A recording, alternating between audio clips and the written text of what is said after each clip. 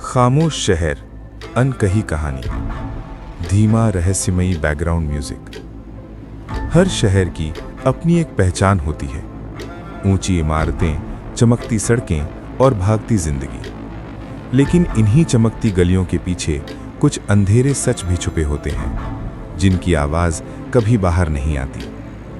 आज की ये कहानी एक ऐसे ही शहर की है जहां एक घर बाहर से इज्जत और शांति का प्रतीक था, लेकिन अंदर एक तूफान पल रहा था। अध्याय 2, रमेश वर्मा, एक सम्मानित नाम। रमेश वर्मा, शहर में ये नाम इज्जत से लिया जाता था। उम्र करीब 62 साल, रिटायर्ड बिजनेसमैन, कई सामाजिक संस्थाओं से जुड़ा हुआ। उसका घर शहर के पॉश इलाके में था। बड़ा बंगला, ऊंची दीवारें और हर कोने में कैमरे। पत्नी की मौत 5 साल पहले हो चुकी थी। बेटा और बेटी विदेश में सेटल थे। लोग कहते थे रमेश जी बहुत शरीफ आदमी हैं, लेकिन हर शरीफ चेहरा सच नहीं होता।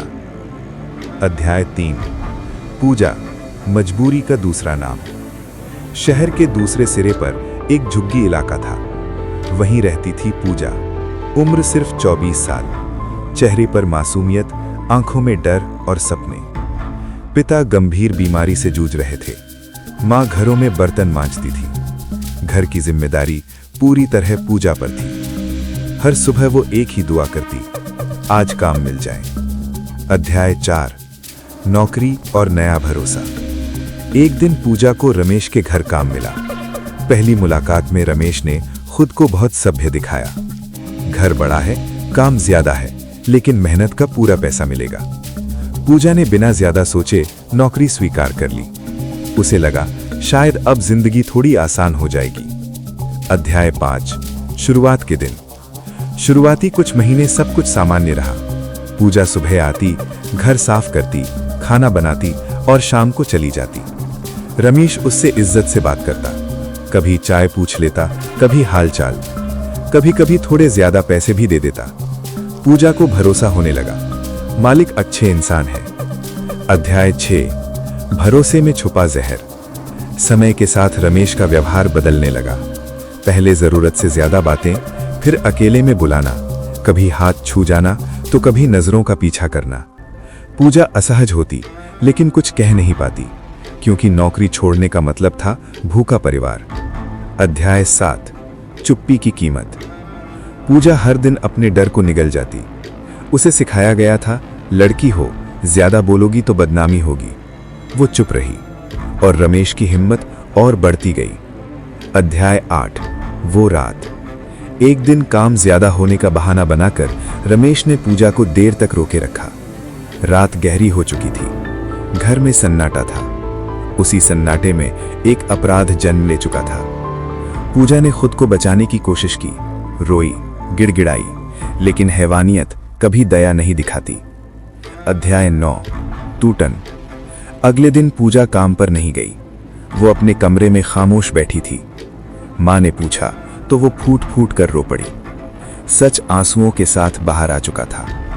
अध्याय 10, समाज का डर। परिवार डर गया। लोग क्या कहेंगे, इज्जत का क्या होगा। लेकिन अब पीछे हटना नामुमकिन था। पूजा ने फैसला कर लिया, अब चुप नहीं रहूंगी। अध्याय 11, पुलिस स्टेशन। पुलिस स्टेशन में पूजा की परीक्षा शुरू हुई। सवाल, शक, घूरती नजरें, लेकिन वो डटी रही। मेडिकल जांच हुई, बयान दर्ज हुआ। सच कागजों पर उतर चुका था। अध्याय 12, गिरफ्तारी। पुलिस ने रमेश को हिरासत में लिया। शहर में हलचल मच गई। लोग हैरान थे, इतना इज्जतदार आदमी, लेकिन कानून इज्जत नहीं, सच देखता है।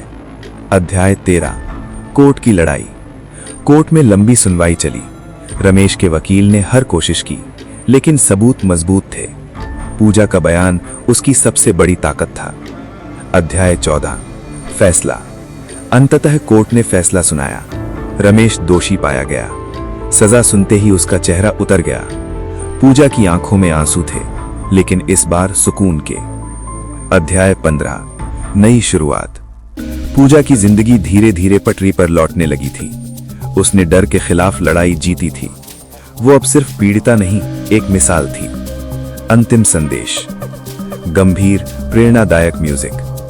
ये कहानी सिर्फ पूजा की नहीं है, ये हर उस इंसान की कहानी है जो डर की वजह से चुप रहता है।